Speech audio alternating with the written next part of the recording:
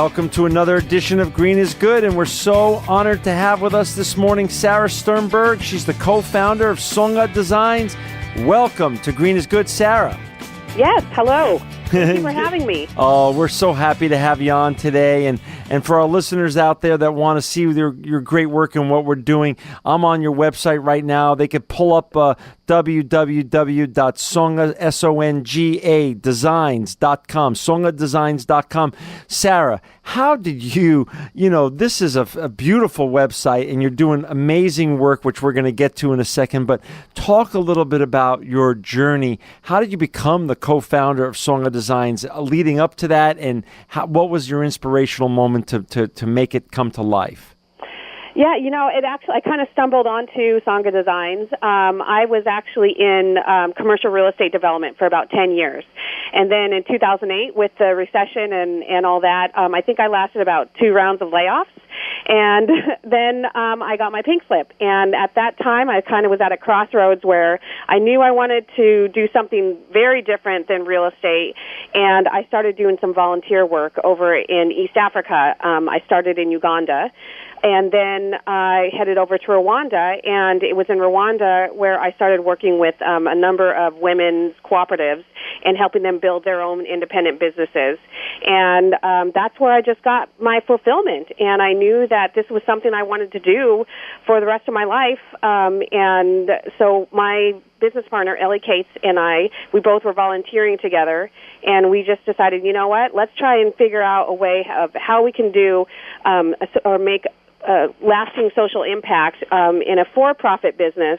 And so we put our heads together, and Songa Designs is what came of it. Wow. It's a lot different than real estate, that's for sure. It sure is. Right. And more fulfilling, too. No kidding. So then talk a little bit then. So now that you shared your journey, talk a little bit about what it is. Explain what you're doing with your great organization and also with your web property, and what's the ultimate goals that you got here. Sure, okay. Yeah. Well, so we are a for-profit handmade jewelry accessories company that was started in Rwanda, as I just said, and we have contemporary designs that are using only locally sourced materials. So that includes like banana leaf or sisal leaf, cow horn, recycled paper, and recycled steel. And Ellie is our head designer, and we put these designs together, and the artisans, we work with about 150 Rwandan artisans right now, and our staff is exclusively Rwandan, which we're really proud to say, because we do believe in cultivating local talent, and we have now about 10 staff members locally. And so our main goal is to create contemporary designs that are women in the U.S. and all over the world, really, that find fashionable. And so right now we're starting slowly, and we are selling in our web store. And we have a number of people that we're talking with for some really exciting partnerships, and hopefully we'll expand through retailers and internationally. Well, I'm on your website right now, and it's a gorgeous website. And again, for our listeners out there, please go check out the website, because it's just really the materials that you're selling, Sarah, are beautiful. It's www.songadesigns.com. How did you, one of the great questions for young entrepreneurs with brilliant ideas like yours is money. How did you raise the money to even get your dream, bring it to life? Well, this is one of the best things I've learned, is that when you're starting a company like this, go to people who believe in you first. Yeah, brilliant. And that's exactly what I did. Is I talked to some people, and some of them didn't even know where Rwanda was. Right. We could be selling, I don't know, not jewelry, but anything. And they just said, Sarah, we believe in you, and we think that this is a great idea, and, here's some seed money to start your business. And that's where it really starts. And, most people start from friends and family as well, but it's also just finding the people who will believe in you and think, hey, you know what, even if you fail, which, I have a strong belief in failing is a good way of learning. Yeah. But, this is someone who believes in you, and they will invest in you as well. And you're right about failure. Take it from me, Sarah. You learn more from one failure than 1,000 successes. And you're right. I'm on your site now. The necklaces, the earrings, the bracelets, the belts, the headbands, they're beautiful. Thank you. I mean, they're beautiful. And I want our listeners to go out there, look at them and buy them and support the great things you're doing here. So talk a little bit about the indigenous materials that your artisans are using and what these line of products mean to you and to them and why you had them create these. Yeah, okay. So we use sisal plant, banana leaf, cowhorn, recycled paper, and steel, and all of that. And we intentionally use that because all of it is locally sourced or naturally renewable. So literally, the artisans can go into their backyard and get banana leaf, or they can get sisal plant. So it's all abundant in Rwanda. And also, for exporting purposes, it's very light. So we keep it somewhere where it's cost effective as well. We also we encourage the art. Ellie is the head designer, so most of these designs come directly from Ellie. But we also encourage the women to come up with their own ideas as well. And in fact, one of the pieces, the Madeline belt, is originated from one of the cooperatives that we work with, the Banana Leaf Cooperative we work with. And so we have been very we've emphasized with the women that you're not just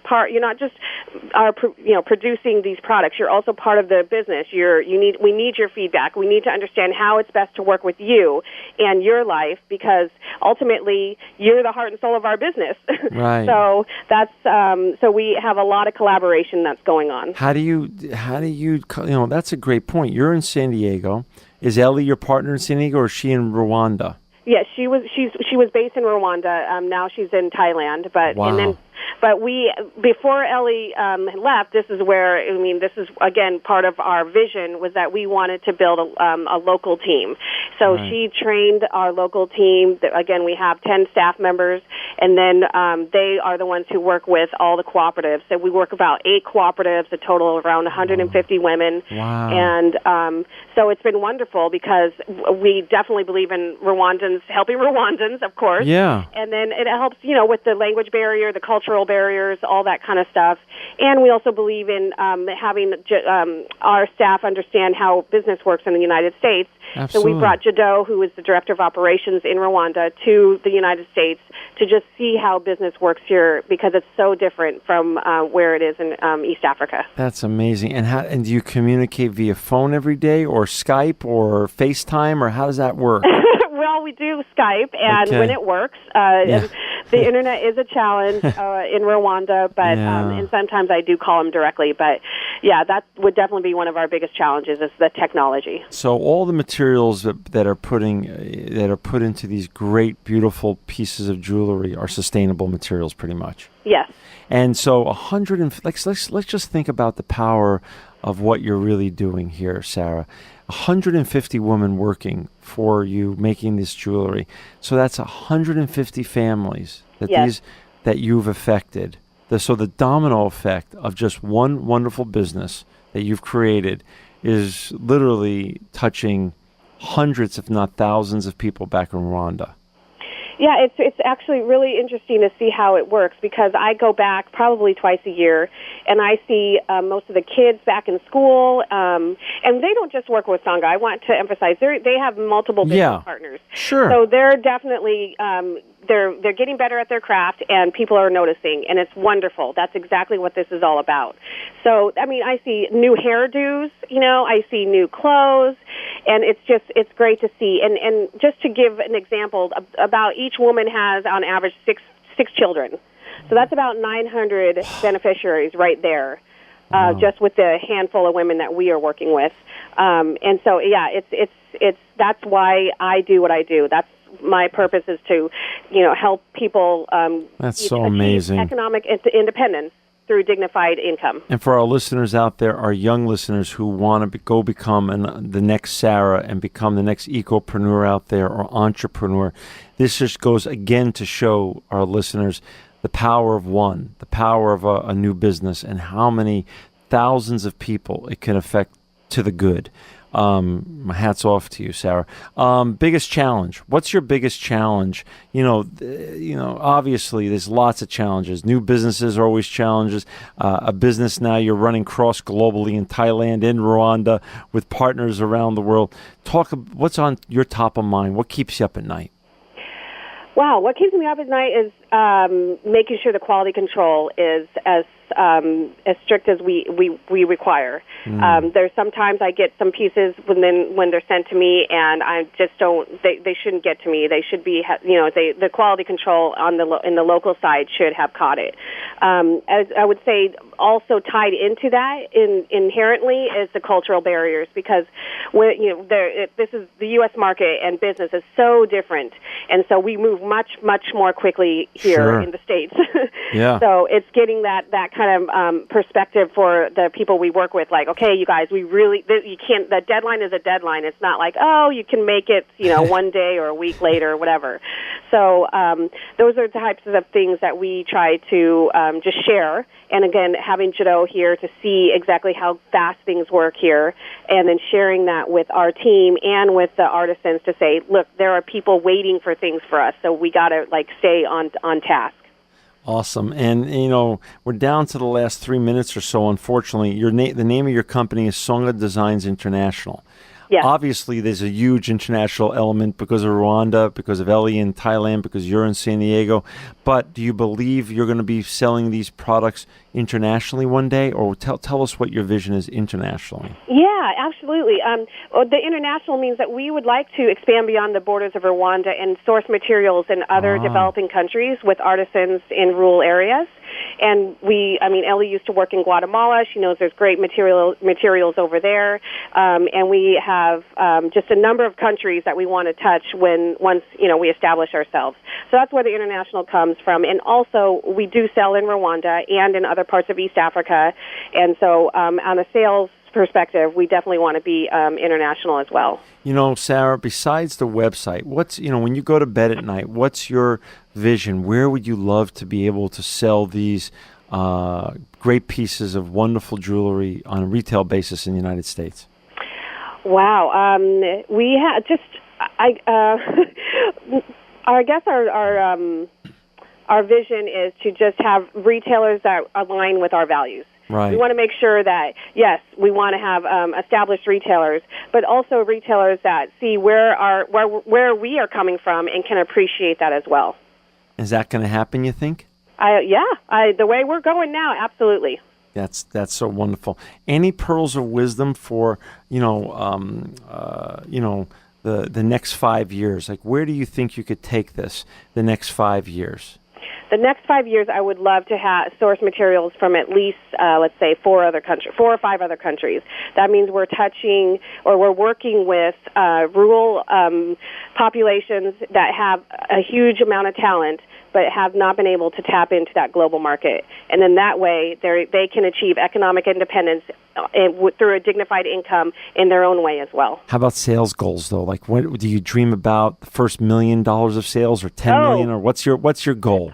Come on. Yes. First $1 million in 5 years. That would be wonderful. Oh, my gosh. All right, so look backwards now. You're a young lady. You're doing amazing things with all these sustainable, products that you're selling made out of, indigenous materials affecting thousands of women in Rwanda.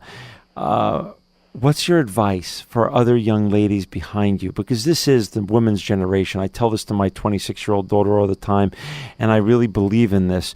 This is your time now. What do you want to share backwards? We're down to 30 seconds. What do you want to share with the young ladies listening around the world? Just find something that you absolutely, truly believe in, and then it won't be work. That's simple, and it's great. That is simple as great. For our listeners out there, I want you to support Sarah's great work here. This is a special website with a beautiful jewelry, necklaces, earrings, bracelets, belts, headbands, all made out of sustainable materials in Rwanda. Go to her website, songadesigns.com, SONGA designs.com. Sarah Sternberg, you are an inspiring entrepreneur. You're changing the world every day. We appreciate you, and you're truly living proof that green is good. Thank you so much for having me. I appreciate it.